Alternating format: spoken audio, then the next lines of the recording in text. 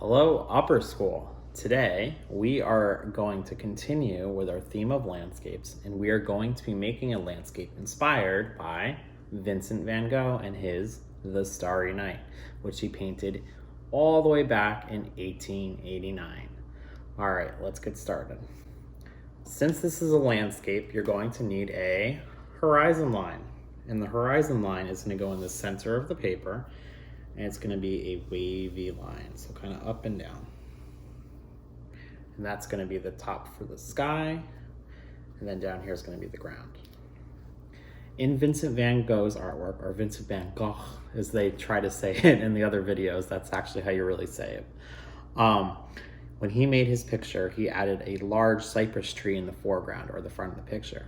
And a lot of people think that the cypress tree is actually a castle or some spiky mountains, but it's really a cypress tree, which is just a very curvy tree that grows in arid or warm environments. And he was in the south of France, where it is warm, and they have cypress trees. So what I'm going to do is I'm going to add a cypress tree in the foreground of my picture. That means the front, so it's going to be one of the biggest things in the picture. And we don't have to make the tree exactly the way Vincent van Gogh did, but I'm going to try to get it similar. So I'm going to draw a curvy line that kind of starts like this and curves up, and then over the horizon line, the next kind of curves out like this, so kind of like a backwards S. And then I'm going to curve back over.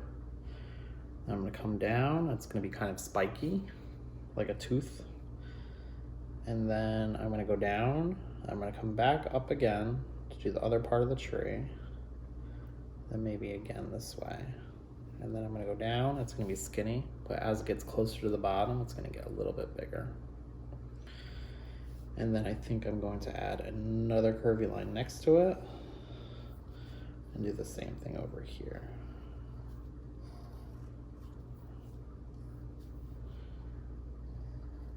I'm just going to be adding lines inside the tree that kind of follow the outline, those curvy lines. So I'm going to keep adding curvy lines inside my tree, and that's to give it texture.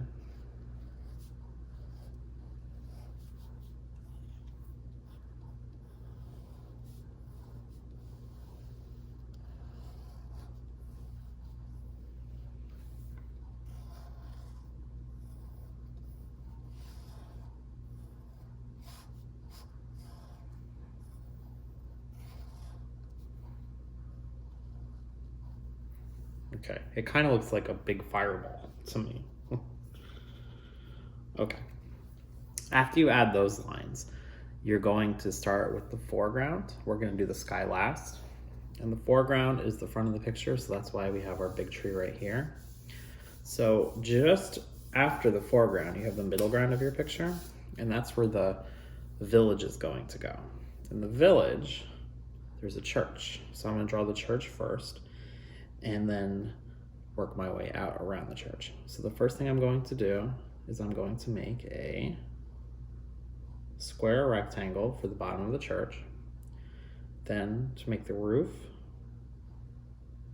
a triangle shape. And then for the steeple, you're going to add two vertical lines that go up, and then another triangle on top. And that's going to make the steeple. And then around the church, I'm going to add more squares and more rectangles to make the other parts or other buildings in the town or the village. Now, if you wanted your Starry Night to be different and you wanted to do, say, New York City, and you wanted skyscrapers and bridges, you could do that too. But I'm going to keep it kind of classic here. But it's totally up to you. And then to make a different shape of a house, I'm drawing a triangle and then a straight line on top of it. All right, that's looking pretty good. Once I have the town, I'm going to start making the lines for the mountains. The reason people are so, I guess, gravitated to this picture is because there's lots of movement, and the movement in the picture is created by all the lines. So the more lines you have, the swirly lines, the straight lines, all those different kinds of lines that we talked about, all in this picture, the better it's going to look. So behind the village, he has some trees, and to make the trees, what I'm going to do is I'm going to make circular shapes like this, kind of like a cloud. And it's just to show the tops or the crowns of the trees. And then if there's trees further back, they're going to be smaller. So I'm going to make some smaller trees in the background.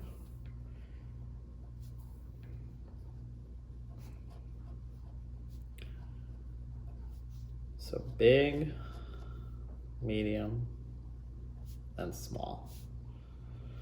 Okay. And then inside those trees, you're gonna make more circles, and they're gonna be curvy, just like this. And you're gonna want these lines to all go in the same direction. So if they're curving this way, they should all curve that way. And that's just gonna add to the texture in the picture and make it a little bit less confusing. Because if you had lines going all over the place, it might get a little confusing.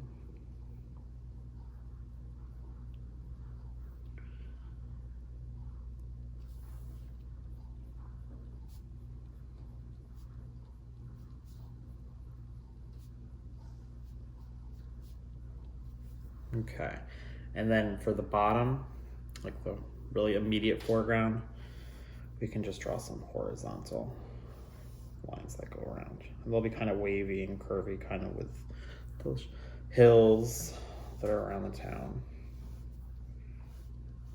and the different elevations of the ground. Perfect.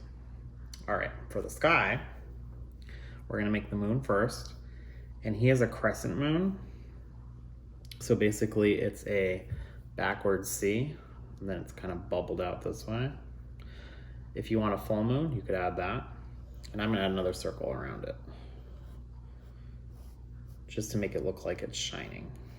Even though there's no color, I'm gonna add these lines to make it look like it's shining. And then I'll add some more circles around it for some other stars. I'm making circles for my stars, but if you wanted to make an actual star shape, you could do that too. But I think circles look better. But again, totally up to you. If you wanted fireworks in the sky, you could add fireworks, planes, alien spaceships, whatever. So I'm just gonna add a few more circles here and over here. And then we need the swirls. So inside the sky, what you can do is around these stars, you can make swirly shapes. And that's also gonna make it look like they're shining. You can also do lines like this around it, like half circle lines. I'm trying to think of what that would be called. A broken line. So they're just kind of curvy lines that go around that first circle. Or just do a swirl around it. Whatever's easier for you. Whatever you think looks the best.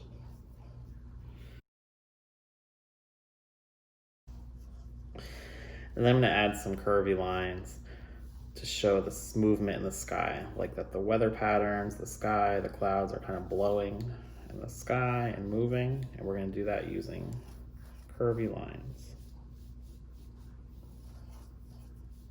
Some are gonna be swirly, and some are just gonna be curvy, and they can overlap. If you wanted to do weather like storm clouds or lightning, you could do that too. And again, if you wanted to add fireworks, you could do that.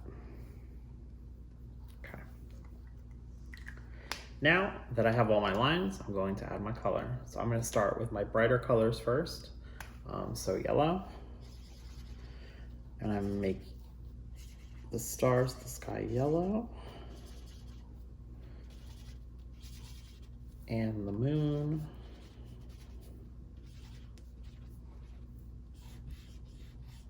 You can also kind of trace over those lines you made to make it look like it's shiny.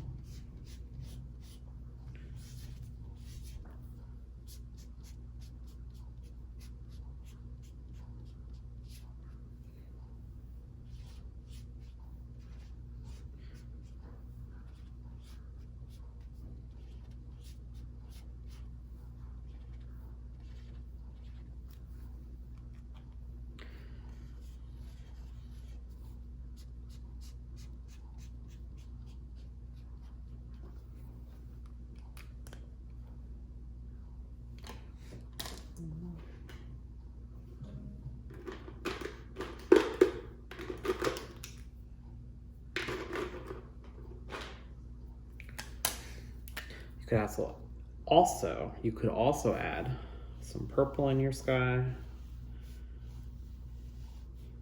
Now it's a night sky, and a lot of people, when they're coloring in night skies, they use black, and actually the sky isn't black, it's dark, dark blue. Just like the sky's blue on a clear day, it's not going to change color, it's just darker because there's no light, or less light.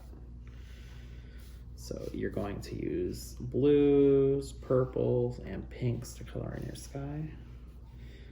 And I'm just tracing the lines. If you wanted to go in and color all of the sky in one solid color, you could. That might take a really long time, but you can try it if you would like the way that would look. And I'm just kind of tracing some of my lines. And again, those lines are helping it look like there's movement, or that the sky is alive and moving. So some purple, now some dark blue to really add to that nighttime look.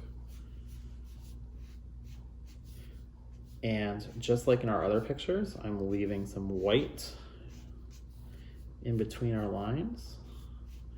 And that's also going to add to the texture. And maybe I want to add some swirls with the blue. Could be like wind that's blowing.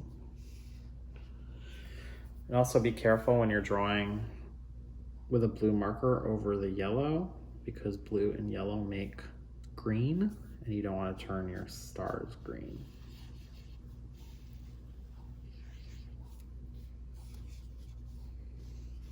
And I'm really taking my time in the sky. Oh, see, it kind of turned green right there. Just be careful.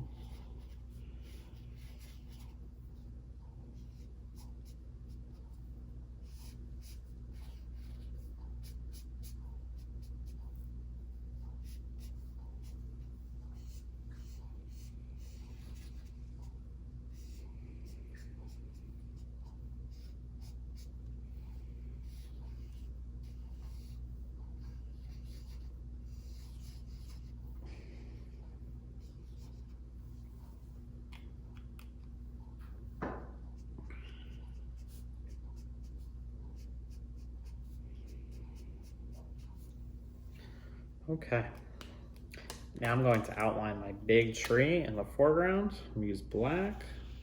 You could use green, whatever color you want to use.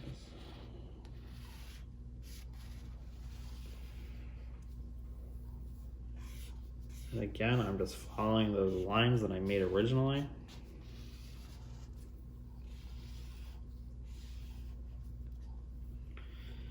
And then they'll do the same thing with the trees in the background and the horizon line.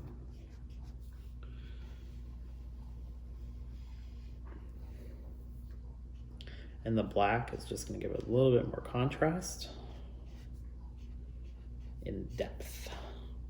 And that's just going to make it look like there's more space in the picture.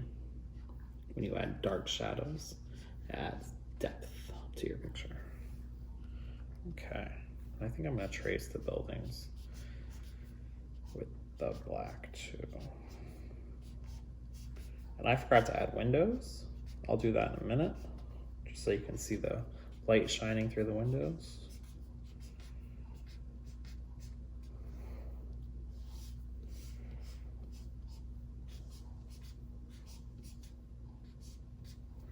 Okay, and then maybe I'll take a dark and light green for the trees. Follow my lines.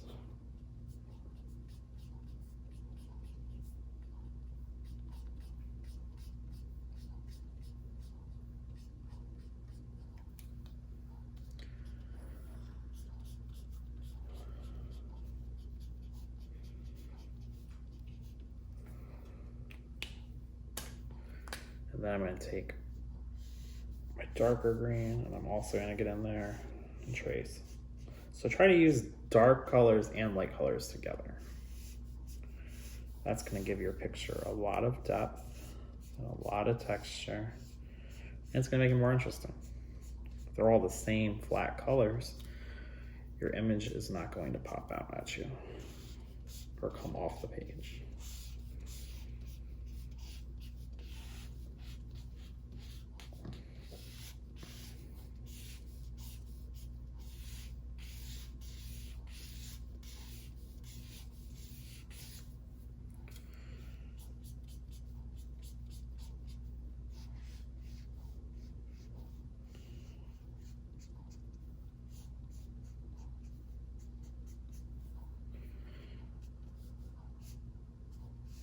By using lots of lines and leaving a little bit of white in between, it's gonna really give that look like Van Gogh has in his picture, because he used really thick paint and thick brush strokes when he painted it. And since we're not painting it, we wanna give it that look. We're gonna try to get those lines to look very similar, even though we're using markers.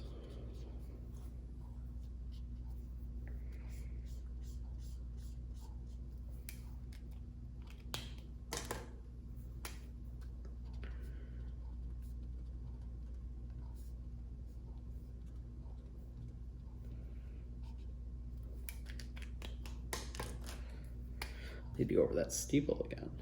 There we go. And I'm just gonna add some lines inside of my buildings just to make them look a little bit darker and to add more texture.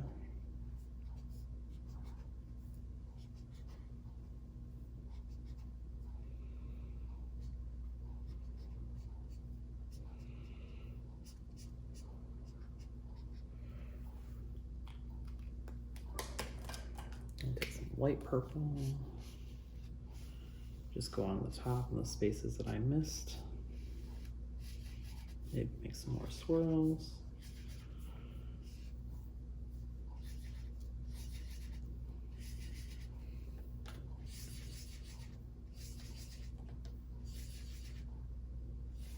The more lines and shapes, the better. I'm just making some swirls. Thank you for drawing with me today. Cannot wait to see what you guys come up with, and I'll see you guys soon. Happy drawing.